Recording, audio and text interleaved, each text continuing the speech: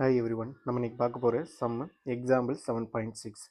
If the total surface area of cone of radius 7 cm is 704 cm squared, then find its slant height அப்படின்னு கேட்குறாங்க. So solution இப்போ given that நம்மளுக்கு ரெண்டு data கொடுத்துருக்காங்க. என்னென்ன data?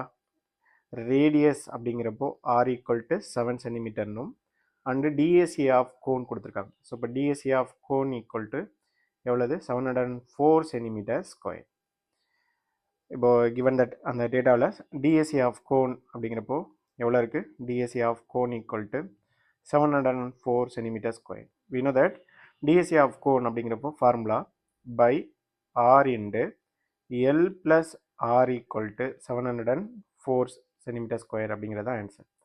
So இப்போ பையினுடைய value 22 divide by 7 into radius எவ்வளோ கொடுத்துருக்காங்கன்னா 7 centimetre into L plus radius எவ்வளவு? 7 ஈக்குவல் டு 704. ஸோ இப்போ இங்கே கேன்சல் பண்ணலாம்.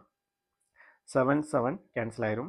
பேலன்ஸ் இருக்கக்கூடிய term 22 into L plus 7 equal to 704. உங்களுக்கு ஸ்லாண்ட் ஹைட் வேணும். ஸோ இப்போ மல்டிப்ளியில் உள்ள டேர்ம் ஈக்குவல் டுக்கு இந்த சைடு வரையில் டிவைட். ஸோ இப்போ இங்கே answer L plus 7 equal to 704 divide by 22. இப்போ கேன்சல் பண்ணலாம். 11 2s are 22, 35 2s are 70, balance 4 இருக்குது. இப்போ கேன்சல் பண்ணோம்னா 2 2s are 4. இப்போ எகெயின் கேன்சல் பண்ணுவோம்.